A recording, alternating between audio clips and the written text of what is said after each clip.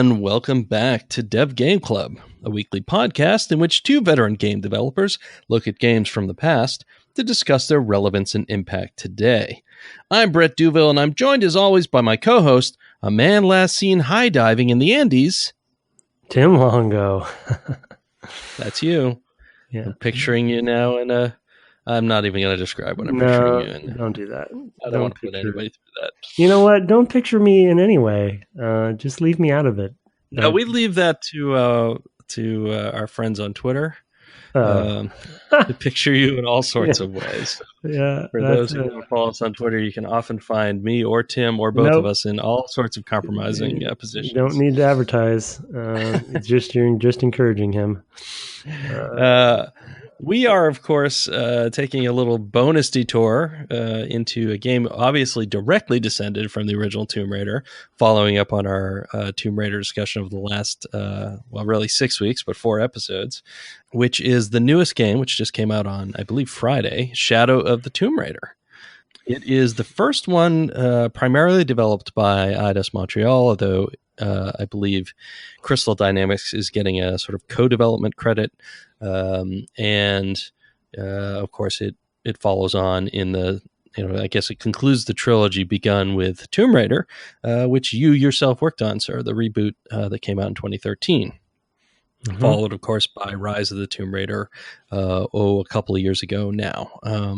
So we should probably talk a little bit about rebooting Lara and what were the thought processes. We've kind of sprinkled that through the episodes, but it's not something that we've talked about sort of in detail. Do you want to kind of set the stage there and talk about like what you looked at and what you thought about, like how did you approach that even? Yeah, hadn't anticipated that question, but that's a good one. I think it is appropriate. And again, I think I've said this on air before, but for full disclosure, I like to remind everybody that for the sake of the team that worked on the reboot, I was not there at the very end. I did leave before the game shipped. So Noah Hughes took over as creative direction there after I left. And just like to caveat that so people understand. But I was there all the way through pre-production into production, and then. So it's still an appropriate question for that you're asking me, because I was definitely there in for various years. It was a long project. And Noah was in fact my boss for parts of that, and then we were peers and stuff. So he's also a very good, he's one of the guiders of that reboot and the notion, because he's a key stakeholder at Crystal in general. The early days, was not a reboot originally, which people could probably guess. Of course, when Crystal took over, they had shipped Tomb Raider Legend, and that was actually PS2 primarily, but it was on 360, and that was well received, and I think very appropriately called, a return of sort of the classic Tomb Raider feel, but modernized to that generation. And I think Crystal kind of, made a name for themselves in that space at that point with Tomb Raider. Of course, they had the legacy of Soul Reaver and such. So they had that DNA in there already, and a lot of the same people worked on that. So there's a natural progression there. But Legend was, I would say, tonally, it wasn't necessarily a full reboot, but tonally very similar to the previous games. It was just updated to the core games, and the one that we played for the podcast, just updated for kind of modern game development style, once they had taken it over. And Crystal was under the Eidos umbrella. So, it was a studio that was already kind of in the family. And then they did Tomb Raider Anniversary, around the 10-year anniversary that, Jason Botto was creative director on. And then Noah, had some oversight there. And then Tomb Raider Underworld, which was sort of the quote unquote next gen, third of those Crystal games. But I would say as a long story short for your question, I think what even Crystal realized around the Underworld timeframe, because they had kind of created their own formula in a way, riffing off of the core design stuff. But we had started to realize at the time, because I came in After Legend had shipped, Anniversary was being developed, and Underworld actually hadn't quite gotten out of pre-pro, so it was still pretty early. And I was, really early on the reboot, employee number 2, and kind of we didn't have a full team for quite a while. But I think they realized the formula was still kind of long on the tooth and getting a little bit too, predictable, And to be honest, my memory of it was because we were sort of struggling with how much to change, which when we had come to that conclusion that the formula needed a mix up, and myself and Morgan Gray and Noah and others at the time, Jason, Brandon Fernandez, we were all trying to think about, okay, how much do we change? We do feel like the formula needs to be mixed up. And my memory of it, because Toby Gard had come back to Crystal to help out with some stuff, I believe on Underworld, both writing and cinematics and stuff. I think he was actually the one that suggested, why don't we just reboot? That's my memory, at least. Daryl Gallagher had taken over the studio at that point. And I think, to be honest, like there was a moment there where people never, no one really thought we would have permission to do so.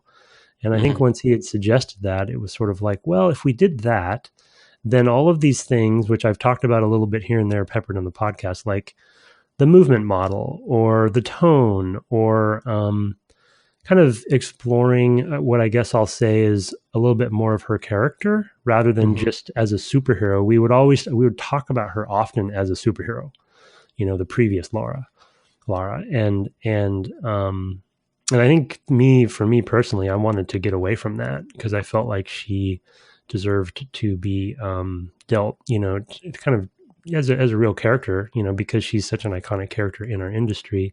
I felt like she was kind of due for I don't know, just a more fleshed out character. And it was hard to kind of see how to go from Underworld to that, and from Legend to that, because it was still in the superhero kind of vein, though obviously, not superpowers, of course, but you know what I mean?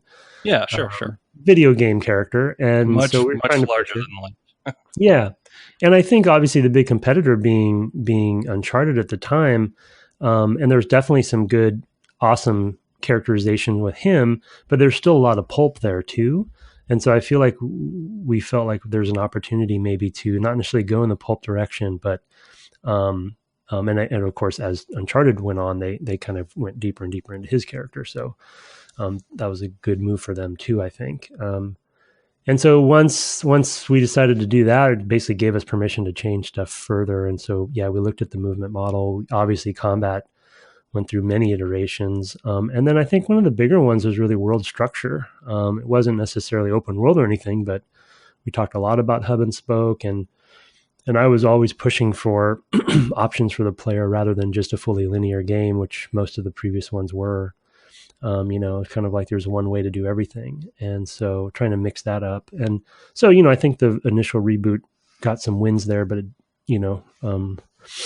needed to go further. And my understanding from Rise and I'm hopefully from Shadow that they kept doing that. Yeah, absolutely. So I don't know. I mean, I've played more of Shadow than you have, and I've played both of the others in their entirety. Though, of course, with the first one, you lived it, so I can't really hold a candle to that. But I did play it. I did play both of them basically on release. Yeah, big fan here of the rebooted series. I will say that the structure has sort of maintained that feel, the sort of hub and spoke with fast travel to get from place to place. There's sort of a feeling of trying to have your cake and eat it, as far as, okay, well, we have this linear story that you can progress, but it's sort of whenever you want. It's sort of similar, I guess, to open world games in that way, where, for example, and of course Skyrim, there's like a main quest, but you can go off and do whatever and come back to that, when you want. Here, I think that's still the sort of the model. There's not a lot of depth in side questing, but there are optional tombs that are sidebars that you can go do that are sort of challenges of different sorts. Some of them are puzzly, some of them are sort of more demanding of the figuring out how to navigate the space. But you can just kind of go back, and there is sort of a mix in as well of the, and it's been a while since I played the original reboot. But there's also the things like, well, you're gonna scavenge and you're gonna put things together and do upgrades of your stuff. I think that was in there. And there's also sort of lots of little collectibles basically that are interlocked often. Find these steles or whatever to learn the language so you can do the archaeological stuff, which is also a thing I think that was a nice addition to the series. Yeah, the one kind of key thing I forgot to mention too that we were struggling with was I didn't mean for this to be a postmortem, so just shut me up. But was from a tonal perspective, right? There were certain parts of pre-production that were pretty dark, and too dark, I'd say, and that was my fault as much as anyone's. And and I think eventually, sort of. I think this is pretty public knowledge, but the movie The Descent was a big influence for us in some specific ways, and I actually made some notes. Yeah, of course, made some notes for this one in particular because I feel like they went even farther with some of these early moments of Shadow, just like the claustrophobia, and the underwater stuff, and anyway, but I happened on to the notion of survival action rather than survival horror at some point. And we kind of ran with that from a thematic perspective. And to your point about scavenging and, and some light crafting and that sense that, and being on an island, I was really passionate about Japanese culture and Japanese mythology. And so we kind of, then the Dragon's Triangle and all that kind of stuff. But putting her on an island, gave us kind of this perfect opportunity to make this seemingly, feeling kind of connected world. But then also she's stranded, so she has to kind of survive, so it kind of puts her on like an even, like a, starting from the ground up kind of footing, and perfect for sort of a origin story, you know what I mean? Because she kind of, all she has is herself, to deal with that stuff. And then I'm happy, that kind of motif is still kind of going with, at least within the next two, and then building it up. It's been interesting because obviously I've only played, unfortunately, I only got a chance to play, a little over an hour of Shadow, but I've caught a couple little tidbits here and there from some of the way that they're handling her character. And I'm really interested. I'm not going to spoil what I've kind of just headlines that I've read that I think are even too spoilery as headlines, but it is intriguing to me to see where they're going because it sounds like they've made some pretty bold decisions in that sort of progression of an origin story and how this character becomes who she is and how she impacts the world. And so that's interesting to me. It's definitely, you can definitely see some of the different directions they're trying to go as the story progresses, and in particular in the ways in which she interacts with I'll just say locals. There's more of that going on in this one. They've developed this character Jonah, who I don't think was in the reboot. He was. No, he's one of the friends that survives the reboot. Oh, okay, yeah, that's right. All right, yeah, he's in the original. He's one that we like created. I said, it has been a while. Yeah. Totally. He's her best friend. He's he's Maori. I believe that is still the case. Yeah. Oh, right. Okay. Yeah, that explains his. He's got some very tattoos, extravagant tattoos. On his right arm in particular. He's kind of a big Islander-looking character for sure. Anyway, where was I going? Yeah. So I feel that change in tone, and it's. There is an attempt to make her feel like a more realistic character who's coming into her own in some ways. She's had kind of a tough life because there's this group that, I don't know, targeted her father and things, and that story's been kind of going on and continues to go on. But she also has this, she's kind of discovered that she's good at this thing in the world, and so she's out there doing it, both because of her curiosity and her particular set of skills. Yeah, it's super interesting to see Lara so differently, because of course in the game we just played, the original Tomb Raider, she's more of a brash kind of badass, right? She's a totally different sort of character. Mm-hmm. And you don't see her getting to that from where she is in this trilogy. You can't really imagine that being the person she turns into unless something really drastic were to happen to her. And so that's kind of welcome. In as much as you can even say there was much of that in the original, right? There's just so very little in the way of writing. There's just a few cutscenes and things like that. There's just not a lot there. Something we talked about on the cast. Yeah. And just saying, I wanna switch gears a little bit to talking about some of the parallels you see with this and Uncharted. One of the things we talked about, of course, last time, I don't think we need to go into more, but is using the voice acting throughout and all of that. That's just a given these days, and it does change how the character feels. And for that, go back and listen to our fourth episode on the show. But also, this one starts a lot in a way a lot like Uncharted 2 does. With I'm in a bad situation. Let's go back and see how we got here. Yeah. There's definitely some tropes in this early section. There's even some like very literal Indiana Jones moments, with the dagger and there was even a line. What was it? Jonah? Somebody said something that was right out of Indy, and I feel like it was kind of they're just leaning into it. God, I didn't make a note of it. I didn't pick up on it. I'll probably have to go back. Yeah. That's, well, and I think Uncharted parallels is there. Well, and Uncharted 2 specifically, like that changed a lot in the industry. I think when it comes to set pieces, and in this kind of game, and having those sort of very highly scripted, detailed, cinematic, long sequences that you're quote unquote sort of playing.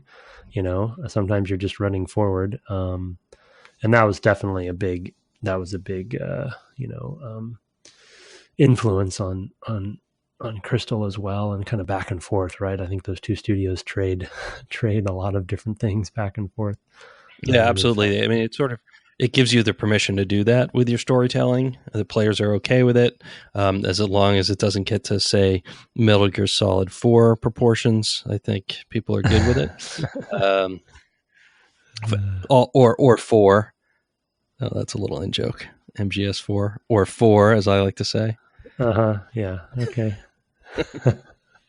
So I think that there's sort of the expectation that you're going to get to see some of that spectacle that way, that it's okay to deliver it some of that way, as long as you also have the big set pieces in the play that back that up. And in Uncharted 2, that was a collapsing hotel that was on fire, and they're running, and the whole thing's going down.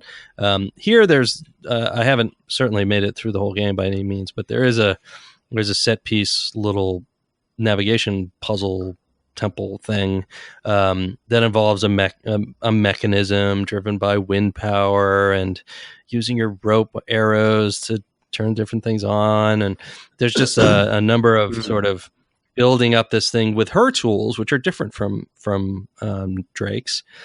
She's much more she's much more melee and the bow. I really think of her as that character, and the guns are sort of secondary.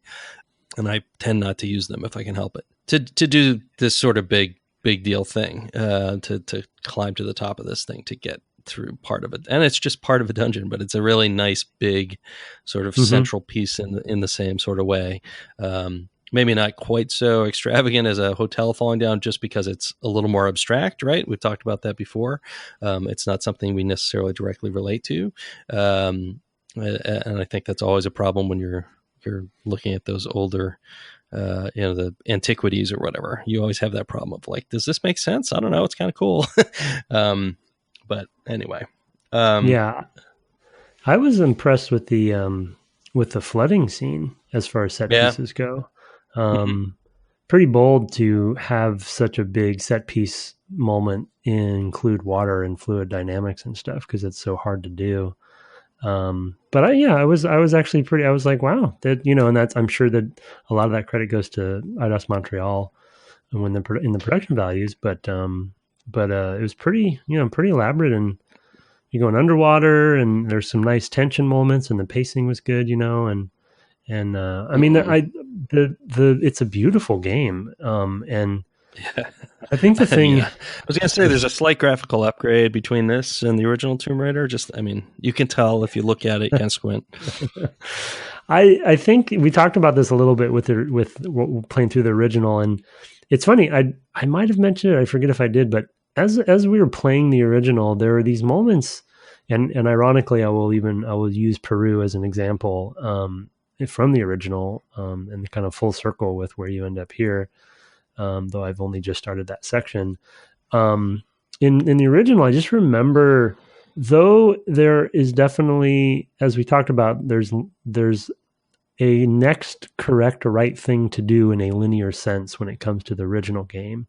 But there are still those moments when you're kind of exploring and roaming around large sections where you're not always exactly sure what to do, and you're really hunting and pecking around. And that sort of notion I had forgotten about when it comes to some of the conversations we had with making sure there was some of that feeling, at least in parts, in the reboot. And to your point, kind of your have your cake and eat it too challenge, where you want those set pieces, you want those linear big moments, but then you want that pacing kind of contrast. And for my money, it was about the exploration and being the resourcefulness for her, and this sense that, and so there's kind of a nice, I guess I just had forgotten the callback there, that whether intentional or not, that concept that, yeah, there was even some exploration in a different kind of way in the original that I think as the series went on, you lost a little bit more of that as they got more focused and linear, and it was there all along. And I think it's an important part, being an explorer, being resourceful, and kind of figuring out what to do next, but also having some of that sense of that solitude is still critical. Yeah, no, absolutely. I mean, I really like the moments where she's come to a new area. She maybe thinks there's a tomb nearby, so she's got to kind of hunt around for that. Sometimes they're more obvious than others. There are often little activities that can be done that you just kind of stumble upon. And then they're sort of tracking it in a sort of Assassin's Creed-y kind of way. If you just go to your kind of map or whatever, it'll tell you, oh, you have these things going on, these activities that you can do, and you can kind of go back and do. So they're kind of marrying modern sensibilities and gamer expectations to that feeling, that older feeling of exploring around in a space. It's always kind of fun to find one of those and go, oh, I wonder where the rest of these are going to be. I mean, there are things like, well, find a bunch of things underwater that you can pluck because she can pick plants. She can scavenge plants underwater, or find a bunch of leaves that you can pick from trees while you're up in the trees rather than kind of on the ground, or shoot down these evil masks. There's just kind of a variety of fun little, do this 5 or 6 times or whatever it is, sorts of things. They kind of are parts of those spaces, and part of the fun is figuring out what those are, and then I mean, whether you want to do them or not, I guess it's up to you at that point. But it is kind of fun to just like, oh, I'm in a new space. There's probably a tomb nearby. I wonder where that is. I want to talk to you maybe, and there's maybe a couple topics left to hit. One of them is in the sort of upgrade progression and having to return to spaces to go through them. And now I don't remember. I feel like this may have been a bit of a deal, but there are sort of gadgets that she can get, right? Like the rope ascender, certain types of like the reinforced knife, or exactly. There's one in Mexico, in the temple there, where you can't. There's a part of the dungeon you can't, or the dungeon, the level that you can't do because you don't and can't possibly have the equipment to do it at this point, and so it relies on you being able to go back to the fire there. I'm not sure how that works exactly, because in theory, all of this has been really put underwater, but I don't know. Maybe it drains. There's some questions of like, well, I don't know if that makes a lot of world sense, but I don't know. There's a sense in this game that as you progress forward in the story, that's kind of what's really going on, and everything else is sort of gamer fill-in if you want to do it. So, I mean, but what are your thoughts about something like that? I was surprised to see something so early of like, oh, you can't do this thing. Yeah. Yeah, I was too. I don't to be honest, I don't remember how if the reboot handled that specifically or not. I feel like some of the areas that had campfires in them felt a little bit more like you could get back to them. You know what I mean? So it kind of made a little bit more sense because they were fast travel locations.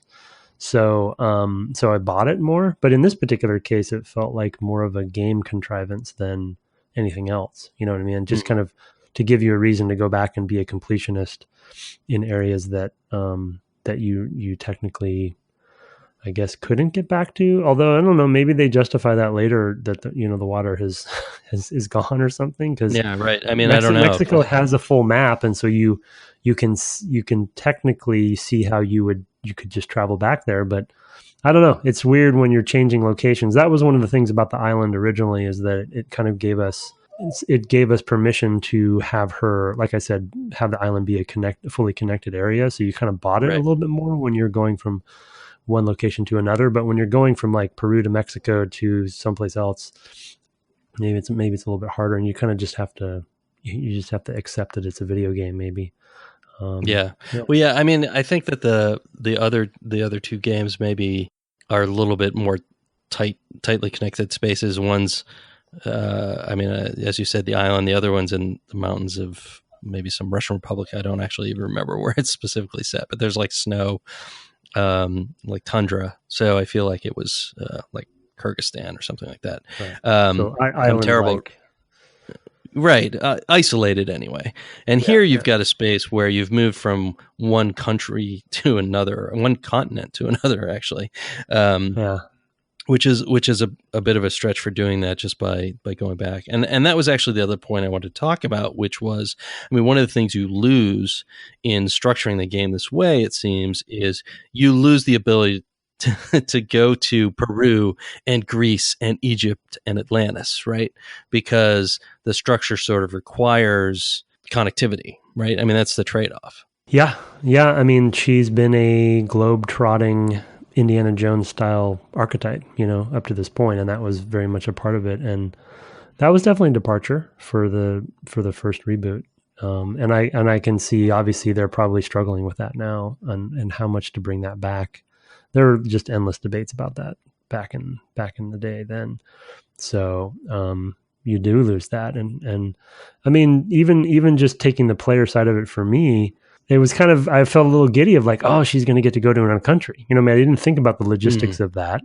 I just thought, oh yeah, that's a little bit of that coming back into the franchise. That's kind of cool, because it was a weird thing for us to deal with at the time, but we solved it with the island. But I kind of, in the back of my head, and I know Noah did too, we always assumed we would have to approach that problem later because it's not going to always be on an island, So I'm sure that I don't know if you stay in Peru the whole time or not, but it'll be interesting to see what they do there. So, yeah, I don't either. And that's something that the Uncharted series tackles in a very different way. I mean, they basically it's always forward motion. And once you finish the game, you can go back and replay chapters and find goodies that you missed and whatnot. Yeah, and it's definitely a more linear story in that regard. And it's not so hub and spokey. So that's the sort of trade-off that you see when you change structure. So I thought it was worth at least touching on that as well. So what did you do with the difficulty stuff? I'm intrigued to ask about that, because that is right. That's one of the most intriguing things that. So what I ended up doing was put myself to the hardest difficulty level for the navigation and for the puzzles, and just left it on the normal difficulty for the combat. I figured that the normal difficulty of the combat was probably fine, that it wouldn't have to be the easy, and I could always drop it lower if I wanted. And so what I found is, of course, I don't have the white guidelines everywhere to sort of point me in the right direction. And I will say that the environments are built in such a way as that there's plenty of other visual cues that are more well motivated in the environment. For example, the sort of soft pumice stone or whatever that you can dig the axe into, or trees that big cats have scratched up so that you can climb up into them, are all kind of visible. And I haven't really missed any of that, and they're not approaching it in, like we had mentioned, the Assassin's Creed way of being able to do everything. It's still very much a Tomb Raider style navigation game, but I haven't felt lost. It's very rare that I've gone, I don't know what to do. I did have that big set piece I mentioned. I did have a spot where I'm like, what am I supposed to do? What am I missing? And it was because there was a moving part of the level that I hadn't parsed visually. Like, oh, I can't jump to it because it's not facing the right way yet. And I had to wait. So it was really just me reading the thing more than anything else. But in general, I haven't found that that's been a huge problem. I presume you did something similar? I did, yeah. I'd put both of those same ones on hard, and I actually did bump combat down because I knew my time was limited, and that was the area that I was kind of least interested in. So I bumped it down to easy. But I also, I didn't miss it. I think for the early section, the only section I played obviously was the, being so early in the game, I'm going to assume was a lot more guided. So finding the right path was generally presented to me a little bit, probably more obviously. So I think I definitely didn't miss any of the white telegraphing and markup. But I actually, so far I'm happily surprised. I couldn't really parse out what would have been different with the puzzle side of things, because there's that bell section that maybe is a puzzle, where you're climbing on those bells and you have the pulley, you have to push weights counterweights and stuff, and those carts that you can pull. And I really appreciate still Crystal's and now Eidos Montreal's kind of, and I mentioned it I think earlier in the series, just the commitment to the types of puzzles. And I think, when it comes to physics based and kind of just the logic behind that stuff, because, humans generally understand that stuff a little bit, they know what a counterweight is. And, if I do this, then, so, and the cause and effect of that stuff, and using her tools in creative ways, I think is just, there's some really great design there. And then there's some great puzzle design going on the reboot that had nothing to do with me, and so I think that I'm glad to see that that's happening still. So I'm kind of I was trying to figure out as I was playing that exact section what the difficulty would have done, whether it's just visualizations, or I know at least the focus vision thing doesn't show certain things when you have it on hard. So that in particular would change. Mode, But I'm wondering if that's the only thing that would change. But I really appreciate it. I think that though maybe a small innovation, I think it's a great idea for them to add that in, because not having the traversal that obvious, I've actually really enjoyed being on a ledge and kind of stopping, and the way we kind of did with the original and looking around, it's like, okay, rather than just like, okay, white ledge, jump, white ledge, and just kind of going about it. I kind of like looking more and having a little bit more of a methodical pace to it personally. Yeah, no, I absolutely agree. I mean, it's again, I don't know what the puzzle changes have been either. Obviously, I would have to go back and sort of play on an easier level to see that. There have been some puzzles which are a little bit more elaborate, and I suspect that they just have fewer steps or fewer moving parts, fewer obstacles in some cases, that make them a little bit more straightforward. I don't think there's anything like that early on, because I think they want that aspect to be pretty straightforward, just to keep that sort of forward momentum through that big section, get you to that set piece, and be able to pay off on it, set up the threat to the world and all that stuff. I have a quick theory though. Do you remember the bell section I'm talking about, where you have that cart that you have to? So I should maybe go back. Oh, you have to move it from one part to the other, right? Yeah, it's up on this. It's up a ramp, and you have to pull it down or push it down first, and then put it onto the turn tile. Whatever the rotating platform. Style, right? Yeah. And then you have to, shoot a rope at it to grab onto it, and then you crank up. You pull it up the hill. The other ramp, you pull it up the other ramp once it's aiming the right way from rotating it, and then you let it, and then you cut the rope, and it goes down the ramp and hits the thing. Yeah, and you can just eliminate the first step there entirely. The first step. Leave it. Yep. And in the easiest version, maybe it's at the top of the hill already, or maybe it's on the turnstile but facing the right direction. Yeah, you could sort of see Yeah. what you would do So to if make they, that series of steps easier. If it's just sort of series of steps, things like that, for sure. yeah. So I don't know. I have to maybe investigate that at some point. Yeah, it's One interesting. last, I think that's yeah. yeah.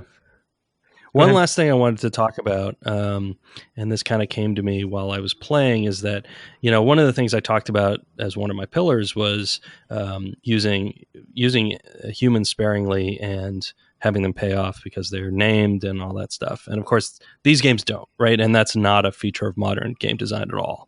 And I wanted to remark on that because it didn't really make sense to talk about it in the Tomb Raider, the original Tomb Raider episode. But one of the reasons for that is that once you've built an AI system that will do things like go to the cover and and fire the weapons and do all the things that they do, circle, throw grenades. I mean, there's a million different sort of threats in the combat. It's a lot cheaper to replicate spaces that allow that to happen, and to just throw lots of enemies in them, than it is to actually build whole new big spaces of traversal, which takes a lot more people, is a lot harder to do in some ways, and is therefore more expensive, right? I guess is what I'm getting at. So basically, they're trading sort of the reusability of those enemy AIs and the fact that they can sort of, as long as you tag the environment properly, they can just be gameplay just by putting them in. And whereas all the other sorts of gameplay that are in these games take a lot more work to generate on a permanent basis. So I thought I'd come around on that circle of like, oh, well, this is why that has changed, because the expense is so high. We need to find ways to make things a little easier on the So I think that's, and I think the sort of the pillars, if you will, or the variety of experiences for her when it comes to, combat, puzzles, exploration, whatever you want to say the list is, finding, and this is just game development in general, but I think it's a really good example and point that finding those repeatable systemic sets of features that work together to, like you said, make a space. It's not necessarily as cynical as we want to keep the player in a space for a certain amount of time. It's making fun out of a core set of tools in one location, and it is definitely more efficient. But a similar example we kind of just talked about with the puzzle thing area. That is also taking the rope mechanics, which is, I can fire a rope at an object with rope wrapped around it, and then either climb on that rope or cut the rope or pull the rope, or, and so they took that little rotating platform area and made a puzzle out of it. And you're interacting with that area, if you're doing the hard version like we did, for a few minutes there. You're not, maybe not a few minutes, but you're spending some time longer. there. I mean, I did the wrong thing first. I didn't turn the turnstile. I was like, how do I turn the turnstile? Maybe I just shoot it and maybe I can just pull it up. Oh no, where is this? Oh, I found it. Okay, right. I mean, there were a series of steps for me. Yeah, and you're using that, and you're using your climbing axe to rotate it, right? You jam your axe in there, so it's kind of teaching you that the axe is a contextual thing, and so I guess my point is like similar to the combat mechanics in the AI, which once you have it, you want to reuse it because it's fun to reuse it, but it's also very efficient. Finding good tools like the contextual axe or the rope mechanics and all that stuff, and then you have them. And so when you make future puzzles, you want to find ways to leverage that rather than making new mechanics every time, but also you don't have to teach the player. So right. You can kind of just layers of... Okay. The player doesn't have to learn how to reason about those things, right? The player knows how to do that. And they can look at a space and think, oh, what am I going to have to do here? And they can prepare themselves for it kind of mentally. Like, okay, I know I'm going to have to jump and probably plunge my axe in somewhere. And then I'm going to, I don't know, whatever, lower myself down, et cetera. Yeah, no, that's a good point that it's a similar set of tools. And I didn't mean it cynically. I just meant it in a sort of like, there's a lot of different reasons to do it. Rhythm.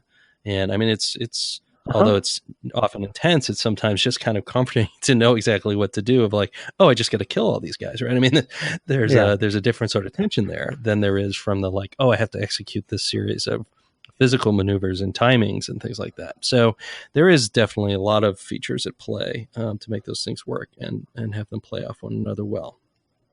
So, yeah, anyway, I was really enjoying playing Shadow. I'm sure it's a game that I will finish. Probably not. I don't know that I'll be able to play that much for a little while yet, but I am actually starting to feel better with my arm. So I'm starting to feel like I might be coming back soon. Anyway, Nice. One little tiny thing that I wrote down that is sort of a weird feeling that could only happen because we were doing the podcast and because we just played the original back to back with the most modern. And of course, we talked about this in the series, and we kind of talk about this probably in every series in some way.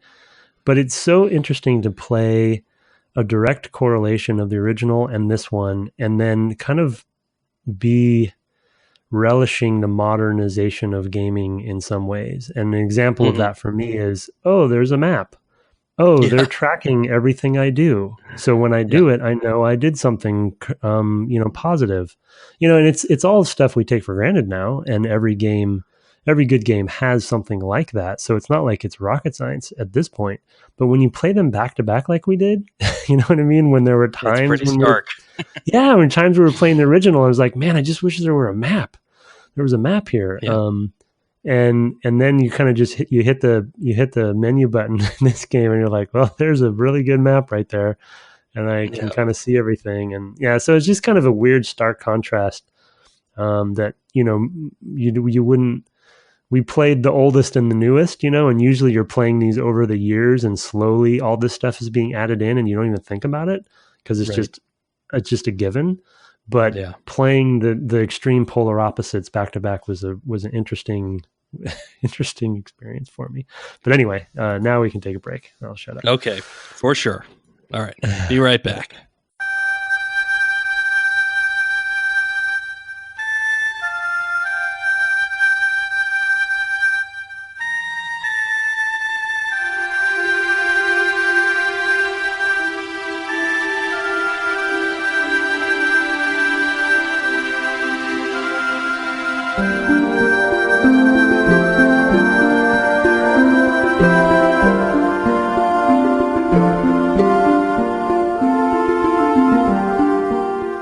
Welcome back from the break. We thought we'd try to catch up on some of this feedback. We've had a lot of good feedback on the Tomb Raider episodes, and that's been a lot of fun. We've been getting that, of course, at devgameclub@gmail.com. I'm actually going to take the first couple, but before we do that, we do have some things in the pipeline for Tomb Raider, and we're hoping to have some interviews. And we're just trying to organize all of that. As usual, it's aligning basically 3 or maybe 4 people's schedules at once, and that's just the thing. So we're going to go ahead and make it official that we are playing Thief next, the original Thief 1. We'll probably play the Gold Edition because I think that's what you can get these days on Steam and what have you, which has fairly minor improvements, really, relatively speaking. So it's the same game. And we will see what levels we'll be playing for whenever we play it, but we'll announce that on Twitter at devgameclub. We may be playing the first part next week, so we'll let you know for people who like to play along. Keep an eye on the Twitter account in the meantime. And this is our... I'm going to take this is our Halloween, yeah, Halloween-ish episode. Right? This is our Halloween because of it. It's in the dark engine, which kind of gives you a sense of its feel, and it's certainly not a horror game, but it has some horror elements, and of course you're playing somebody running around in the dark, playing tricks, so it has sort of a Halloween feel. So yeah, I think it's I buy it. Yeah, I think it's definitely a moody game for sure. Besides, we haven't played enough stealth games, right? What's that? It feels like we're playing stealth. I said we haven't played enough stealth games. Feels like we're playing them left, right, and center. Yeah. It's the year of stealth here on Dev Game Club. Anyway, I'm going to take the first couple emails because they're both links and fairly short, and there's not a lot of discussion. But the first one, this one probably has a little more, is DF Retro. Tomb Raider analyzed on PS1, Saturn, DOS, Win95. It's from Edwin Crump. Thanks, Edwin. Hi, guys. Thanks for the series on Tomb Raider. Been really interested to hear the thought process behind some of the decisions made for such an early 3D game. If you haven't already seen it, Spoilers, I hadn't. I would highly recommend checking out this analysis, and the link will be in the show notes, of the game on all its original release systems. Tomb Raider is often thought of as a PlayStation 1 title, but actually made its way to most of the contemporary systems, as I'm sure you know. We mostly compared PS1 and DOS/Windows 95. In particular, the quads rather than triangle system of the Saturn seems to have influenced some of the game design choices. Do you think this analysis captures the game accurately, or is there something that was missed and could explain some of the more technical decision making? Keep up the great work, Edwin. Yes, that is my real name. I will put that in the show notes. I know you haven't watched it, Tim, but I have, and absolutely, this is a big part of why they used quads everywhere. The hardware on the Saturn, I didn't realize it was on the Saturn. I don't know the Saturn hardware. Never shipped anything on it. Never played it. So I wasn't familiar with it. But there's a really interesting place where he puts it in a weird render mode where he basically renders the textures where they would be in the world. And what the Saturn system did, you had to basically move the textures into move the verts into their positions. And so it totally makes sense that the game was quad based as a result, because you're basically just putting textures in the world and then reorienting them or resizing them, I guess, positions. So yeah, super interesting thing. Yeah, I had no idea of the Saturn hardware, and it's very different from the PS1 hardware. And as a result, the PS1 performs better and looks a bit better as well. The other thing that came up, and this was also mentioned by someone on Twitter, and I'm sorry, I'm forgetting your name, and I don't have it open. So I apologize for that, but we did interact on Twitter today. The soundtrack is different between the PlayStation 1 title and the DOS and Win95 title. What? So there is music everywhere. What? In the PlayStation 1 version. No, yes. that's... So all that thing that you really love. Can you imagine? No, that's... I did play the PlayStation 1 version at some point, long time ago as a comparison, but I didn't remember that. Right. Oh. That's kind of mind-blowing for something that I harped on so much of, like, it's a brilliant move. It's like, and it's like, so sometimes, Tim, things that you do for technical reasons are good ideas. You keep telling me that. This is what I'm here. I've been telling you that for years. So it was because the PlayStation could stream off the disc and PCs, they couldn't guarantee that. Is that why? Or why would they take music out of the PC? I think that's basically, I think they may have had space concerns because they had higher texture res for the levels on the PC. It wasn't really clear in the video how the decision was made. There's also a wide disparity at the time in sound cards still. And they were using Redbook audio, which did stream really well on the PlayStation 1. That's CD quality audio. And so that was mentioned as well. So yeah, it's possible they just didn't really have, well, you would have thought they would have the space. Maybe maybe the textures were crunched down on the PlayStation 1 because you knew you were at 320 by 240, but on the PC, they wanted to support 640 by 480. So, or up to that anyway. So yeah, it's a good question. But yeah, I thought that was interesting. So the music, there's an underscore just happening all the time, basically. Correct. Wow. Yep. Weird. Yep. Total different game for both. I've never played it that way. So I thought that was pretty interesting. And I appreciate the listener who sent that in. Yeah. The other one is also a video and more appropriately a video series, and it calls back to Super Metroid, Game Maker's Toolkit video and Super Metroid from Irreverent Q, who sometimes comes to my Twitch streams. Haven't done that in a while, because I've been having this arm problem. But I'm getting better, so look for that to return. In any case, he says, Mark Brown just released a video on Game Maker's Toolkit about the lock and key dependencies for power-ups in Super Metroid. I thought you might like to check it out. And I will put that link in the show notes as well, because we've talked about this game. That's a good series in general. It's called sometimes Boss Keys, sometimes Game Maker's Toolkit. I think maybe it's an episode title that he uses as boss keys. I'm not really sure the distinction. But yeah, he does really great work. And I recommend people check out his channel if they like the Super Metroid one. Let's cut over to you, sir. Thank you, Irreverent Q. Let's cut over to you for your first email. I gave you the 2 hardest names to pronounce this time. I see how this goes. You get 2 short links, and then you give me the 2 that need additional. Okay. That's how the production works. Yeah, it's true. I definitely deserve it. Okay, the first one's subject is playing both generations from Dagur Danielson.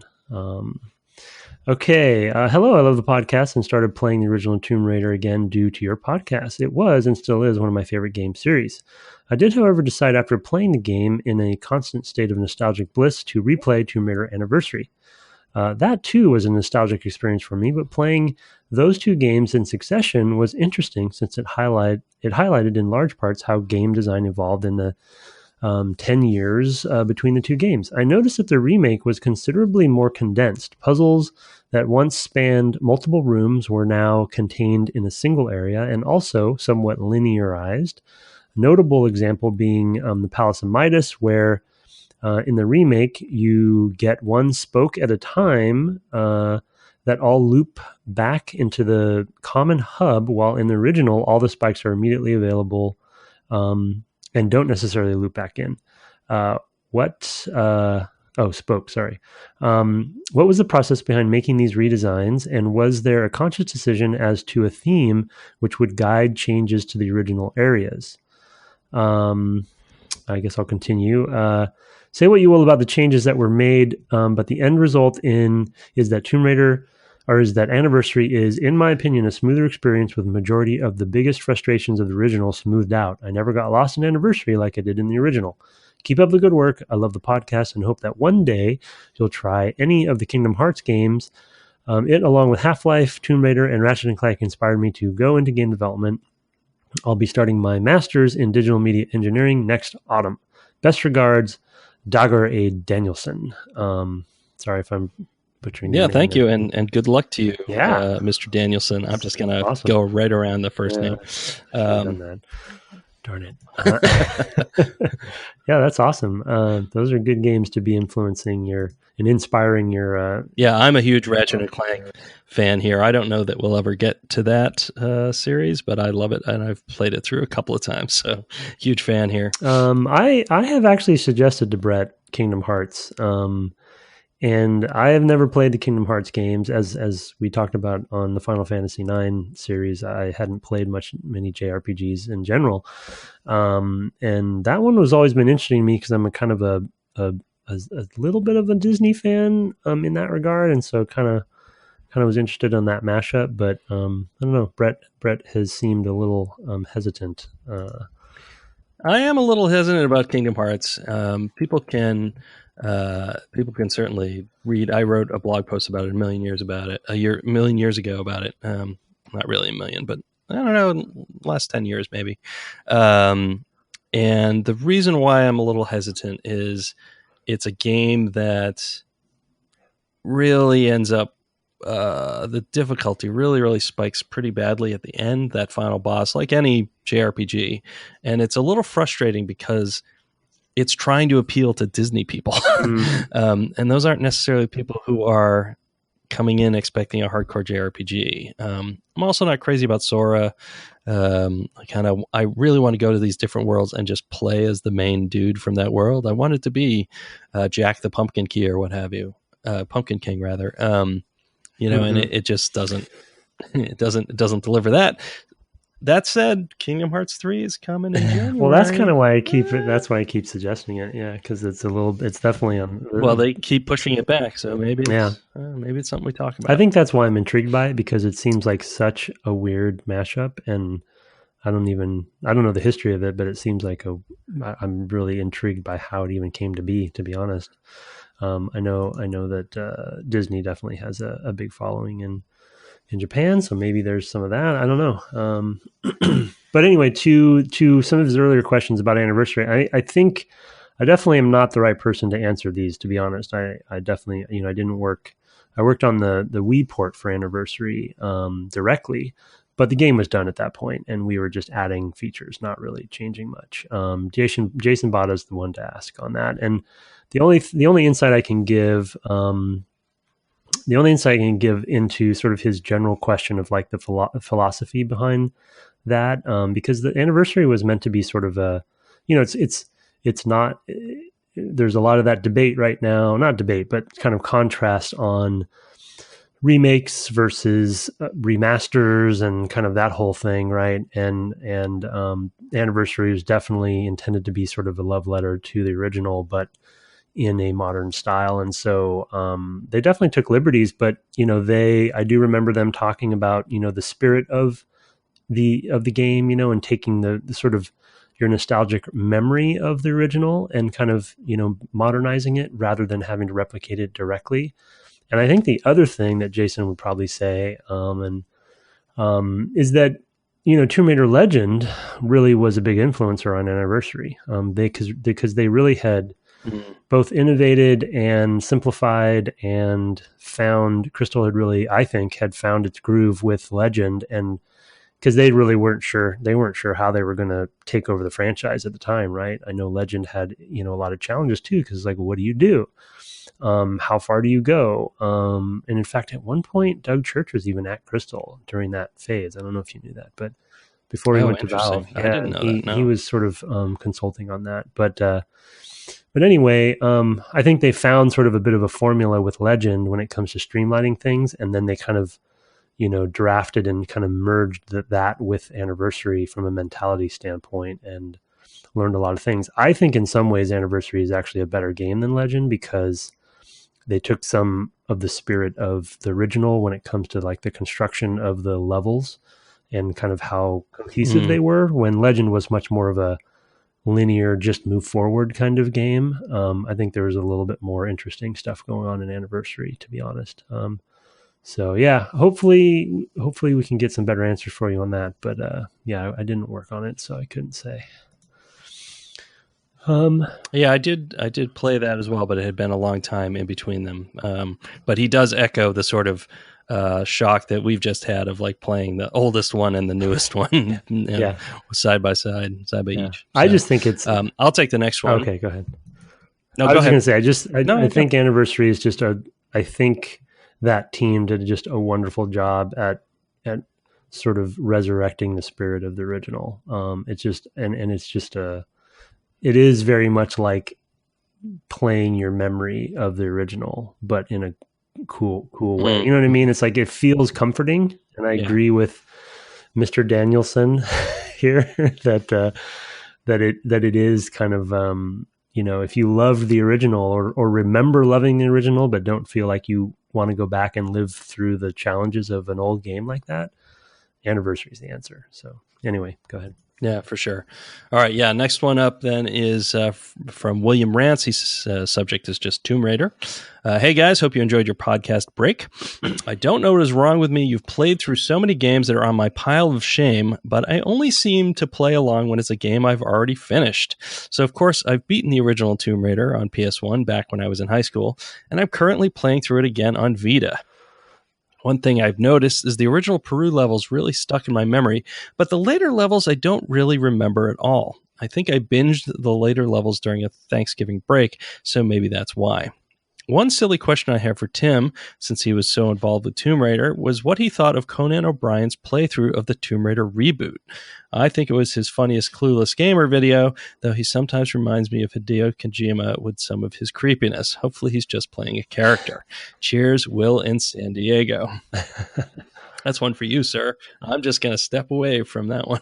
Yeah, to be honest, somebody sent me the link after the fact, and I vaguely remember some of it. I remember part of the, some of his jokes and not controversy, but like what he was really poking at the most was, I think, how extreme the handling of her deaths were, and from some of the deaths I had in Shadow last night, I think that's definitely continuing. But yeah, I think that maybe we went a little overboard on some of that stuff, and I kind of, in hindsight, agree with Conan in at least in, I don't remember his other topics, but that particular one stuck out at me of like, yeah, it's kind of, you don't need to go that gratuitous with those. And so it'd be interesting to see if I ever get around to playing Rise, and I apologize to my Crystal friends that I haven't played Rise, full admission on air. But with Rise and Shadow, I hope they kind of, I don't know, try to get maybe a little bit more tasteful with some of that stuff. But I like Conan's. I like that he pokes fun at us. I think it's a good thing. We need to be not take ourselves so seriously and get over ourselves as an industry often. So I think it's good to have that commentary, even if it's just goofy fun like him. So yes, I agree with that, and I have a word to describe video games that I will tell you off air. But you go ahead. Wow. All right, can't wait. Because I think it would just be throwing a hand grenade into the middle of the podcast to say a word that I encountered this week in a description of why, and went, "Oh my God, that's video games." Good, anyway, good judgment. Good judgment there. You go. And discipline. Okay. Subject: rendering the world in more realistic ways. Dash newest Tomb Raider and real-time ray tracing. Oh, interesting. Okay. From Chris. Time missing. I was the B looking thing in German is a double S. Okay. It's sort of got a time missing. It's kind of got a short S sign. Yeah, time messing. I think it's something like that. Yeah, better you than I. Hi guys. I think we may have heard from Chris before, so thanks for writing again, Chris. I think I made you read it last time too. Probably in my as you know, Chris, my memory's terrible, so I apologize for not remembering. So hi guys, listen to the latest podcast of your latest episode of your great podcast. I'm looking forward to hear what you're going to say about the newest game. And because I'm always interested in new technologies for real-time rendering, I would love to hear your thoughts on the newly announced NVIDIA graphic cards, which could handle a good amount of real-time ray tracing, also in the new Tomb Raider game with ray trace shadows. Real-time ray tracing was always the holy grail of real-time rendering, and it seems that we've come a big step closer to the photorealistic future. Exciting times for a gamer and developer. Keep up the great work. Best regards, Chris. You're gonna have to jump in on this one because though I will probably get one of those cards someday, I will not be good at talking about real-time ray tracing. Yeah, so real-time ray tracing is a different way of approaching how light works in your scene that is not so much shader based as like literally tracing the beams of light and what pixels they hit. It's what's known as an embarrassingly parallel problem, which means that if you have enough processors to throw at it, it can just be done all independently. So the more hardware you can throw at it, the better your results will be. There's lots of different flavors of it, and I don't know specifically what the NVIDIA cards are going to handle. But really, we're getting to a point where there are so many transistors in a graphics chip, even in the consoles, that you could probably get pretty close to one anyway, which is kind of extraordinary.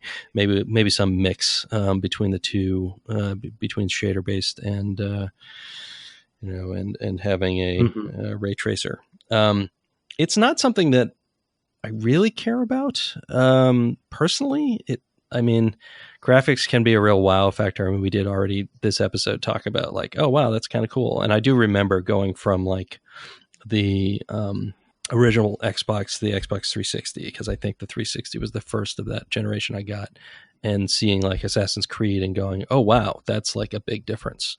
HD makes a big difference, and the amount of texture detail and things like that, all of that, even the amount of polygonal detail, all makes a huge difference. And I think that is getting to be less and less with each console generation. I think, from what I've heard, HDR TVs make a big difference in your experience. I don't plan to replace my TV anytime soon, so I don't know that I'll see that. The shadows are pretty extraordinary in this game, but I also feel like there's a there's a thing that happens where you chase this realism bug and you chase it and chase it and chase it, and other things happen as a result. For example, you notice things about the characters not behaving properly and things like that. It's called the uncanny valley. The more real it looks, the more we expect it to entirely behave real. And so I just always worry. Yeah. I mean, I guess in a way I worry about our industry and how it survives changes like that make things even more expensive, because the audience is not growing as quickly as at least for these sort of AAA console titles, is not growing as quickly as the expense is. And if you have a real bona fide hit, it's still plenty and it pays for lots of games to develop and maybe some failures. But you've seen some craters even in the last generation of hardware where companies just went away. And I worry about that always whenever something comes along where it's like, well, this is going to do this for us, but what's it going to cost? So that's just a personal thing. And partly it's a like, get off my lawn. We had, sprites and we loved it, Yeah. Kind of old man shaking his cane thing as well. It's just like, you don't need that, like I'd be perfectly happy with this console for 20 years. I can tell you right now, the consoles that I play right now. I guess it's hard for me to imagine it getting that much better. Yeah. So let me add a couple. That's it. I mean, it will look cool. So, I mean, no argument there. And there'll probably be something that I see and go, wow, that does look really amazing. I don't know. I'm not as much of a holy grail seeker. I'm more like the old Dr. Jones at the end of the third movie, where I'm like, no, let it go. Let it go. Well, he had to get there at some point, though, right? He wasn't originally. He was looking for it before, and then he kind of came around and realized. Right. And I'm just saying I've gotten there. Right. And I'm trying to help others get there. No, fair enough. I agree with you. I mean, though I don't have a lot to say on the subject, the two quick things I will mention kind of in the general category that Brett's brought up there that I tend to also agree with. I think because I will definitely get one of these cards at some point when they come down in price a little bit more and stuff, because I do like to have the cutting edge stuff, but I think the challenge for me often as a player, I'll speak to as a player and then as a developer separately.